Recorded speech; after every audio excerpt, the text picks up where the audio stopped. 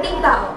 Welcome to Talkship, wherein we talk about the challenges of media privacy and relationship of netizens. Today, September 10, 2025, we are here at Bartolome Songgalang National High School, and joining us today is someone special, a student and a digital native who has a lot to say about how media affects our privacy and relationship. Please welcome the one and only Ashley Pagkaway!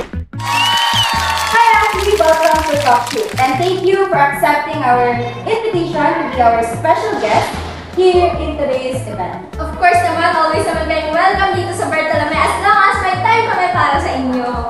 Ready ka na ba? Hindi pa nga eh, medyo kinakabahan. Hindi ka naman halata kinakabahan. Hindi naman. Balita ko kasi nagdidi ka daw. Hindi ko nga alam ano yung gagawin natin ngayon. Pero bago tayo di ba alam natin mga gantong talk shit serious questions, serious usapan. Nakakakaba naman yan. Huwag tayo kabahan. Meron muna tayong isang short fun activities. Wait, for sure. Excited. Unique to, hindi mo to alam. Unique? Oh! Hindi ko na. Alam nga, ready ka na? Pwede. Let's start. Let's start. Okay. The fast talk. Action, ready ka na? Ano ba yan? The fast talk. Oh my God, napaka-unique talaga. Diba? Hindi ko alam. Gagawin ko. Sa buong mundo. Actually. Ready ka na? Of course Unang naman. tanong. Single or taken? Single. May crush o wala? Meron. Sino? Never mind. Traditional o online dating? Traditionally. Hugs or kisses? Hugs. Yes or no? Red flag enjoyer? Medyo. Sino kaya yun? Sa pag-ibig, ano ang mas dapat sundin? Puso o utak? Utak. Well, may na-experience ka na bang doubt at first sight? Dami na. Para sa'yo, ano ang secret ingredients para sa masayang relasyon? Trust in each other. May forever ba talaga? Wala. May naniniwala dyan. At eto, pwede bang magkatuluyan ang mag-best friend? Hindi. Kasi mawawala yung kasiyahan nila. Bakit? Kasi iba kasi ang saya ng mag-best friend lang. Di ba pag mag-best friend, pwede naman kapag? Hindi na. Para sa akin. Okay. Hindi. Para sa akin hindi. Kasi ang pangit tignan. Hindi ka naman talaga naganda dito. Hindi naman. Tapos na. Wala na. Wala na. Nabitin ka ba? Napaka. Kasi pa. Sa sa mga susunod na question na. Meron pa. Yes! May mga tayo, may mga talk shit, may mga serious question. Wala. Mahilip ako dyan. Depende sa... Okay. Okay, so since tapos na tayo sa warm up, fast talk, the unique fast talk. Of course. Okay. Nakawala pa. Hindi naman halata. Okay. Tara na sa serious. Seryoso Wala. kasama. Iyak pa ako dyan. Tapos sa'yo. Okay, so di ba aware naman tayo na lahat ng tao ngayon gumagamit na ng social media. Of course, in our generation today. And minsan yung ibang mga kabataan, sinishare na kung ano yung mga information nila ng online. Hindi ginagawa natin yan. Wait, tanong ko lang, may boyfriend ka ba ngayon? Ay, wala. No boyfriend since birth. Ano ka ba naman? Mabait naman. Siyempre, gusto ko in. Okay, Study so first. if magkaka-boyfriend ka, how will you balance your relationship on social media without compromising your privacy? Siguro, kung magkaka-boyfriend naman ako ngayon, hindi ko i-share sa kanya yung mga personal, of course, okay lang naman yung mga personal information like full name, birthday, like that. Pero yung in social media, I'm not sharing my social media in anyone. Kahit na-out ka. Yes, of course naman, napaka-private, no? Kahit boyfriend mo. Of course, I don't have boyfriend. If in the future, no. I'm not sharing with him my social media account, only social media account ko. Guys, tandaan nyo yun Pag magkaka-boyfriend si Ashley Bagabay. Ay, talaga totoo to. Hindi ako nagsisinungaling, promise, totoo to. Okay, so speaking of privacy, right? Have you ever experienced a situation where media privacy affected your relation to other people? Like, for example, nakapaglabas ako ng detalye na hindi naman. So, meron kasi one time, hindi ko na alam kung saan galing din, pero yung mama ko, siguro naibigay niya yung number niya sa hindi trusted na people. May gumagamit ng number niya, and then name niya, na nag-Shopee. 3 beses na hindi naman siya nag-order. Even ako, kasi minsan ginagamit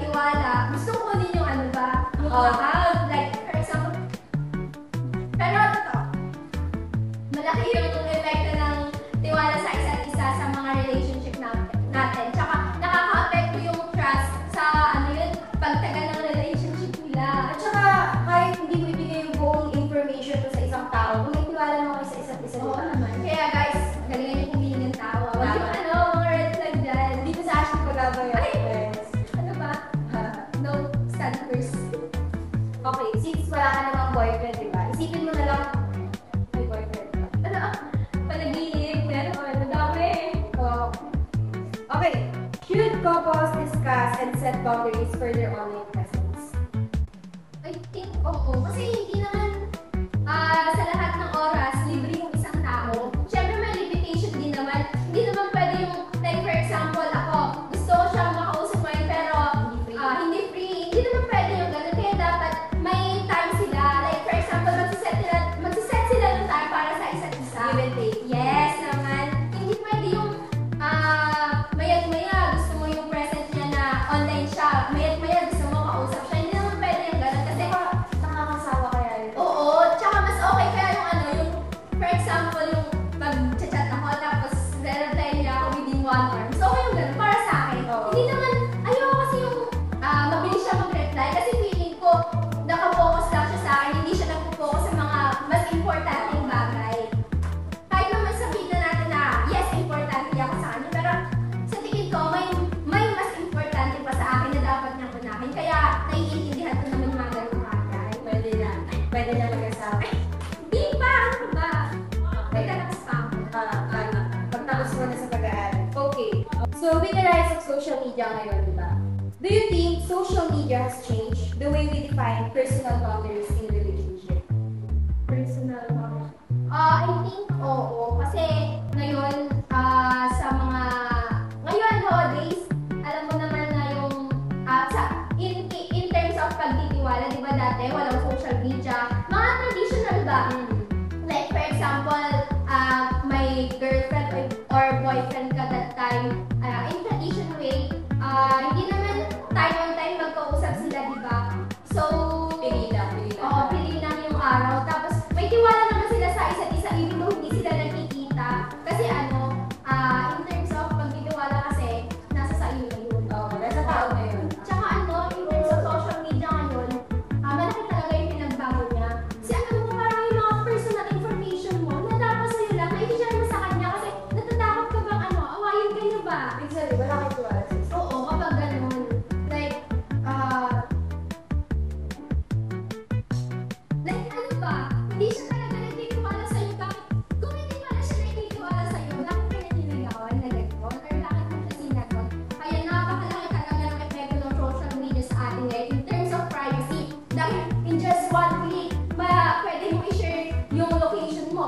In just one click, you can share a photo na hindi naman dapat na i-share na dapat nasa sa'yo lang. Kaya totoo, napakalaki ng epekto ng social media sa atin ngayon. Pero in our generation today, sa social media na kasi tayo nakabase. Kaya hindi na natin mapipigilan yun. Siguro, nasa sa tao na lang yun sa, disiplina. Ikaw tatanungin ko. Kapag may maniligaw sa'yo, pero online, papayag ka. Ay, hindi naman. Alam mo, gusto ko yung traditional. Gusto ko ngayon, hahalanahin pa ako sa bahay. Tapos pupunta siya sa bahay. Alam, wag na nga. Wag na. Never mind na lang yun. Okay. Napakasaya. Sa kanya. And now, we've come to an end actually, Bagaba. Tapos na, nakakabitin guys. Ang sayo dito. Sorry, parang medyo hindi ka ata relate sa natin, no? Sa... Oo nga eh. Pero alam mo Producer. Alam mo for the future, magagawa. Actually. At least alam mo na ngayon. Oo naman. Single pa siya. Alam niya na kung ano yung mga gagawin niya in the future. Yes naman. Talaga nga pinaghahanda ng future. And speaking of, baka may gusto kang shout out. Wala ka na. Wait lang, shout out. Wala naman. Sa mga kabataan, sa mga kabataan, hindi. Sa mga katulad ko na single, panoorin niyo ito, makaka-relate kayo. Promise. Well, ano ba sasabi mo naman sa mga tao dyan na nanonood na yung mga may relationship man o wala? Papaano mo? Sa mga may relationship muna, okay lang naman na mag-share kayo ng personal information or personal experience sa isa't isa. Pero dapat may boundaries. Kung talagang may tiwala kayo sa isa't isa, hindi na hihingiin yung account mo sa'yo. Tsaka naman dyan sa mga Gen Z. Huwag naman kayo share ng mga dyan, ng mga location mo. Tapos sabihin nyo, I'm alone. Let's pinuntahan at our home. Mamaya, may mamasukan na sa inyo dyan. Tsaka guys, siguro mga estudyante nakaka-relate nito. For sure. Sa mga IG notes ba? Kung may kung may hate kayo sa isa't isa, huwag nyo itaan sa notes. Keep nyo na lang sa sarili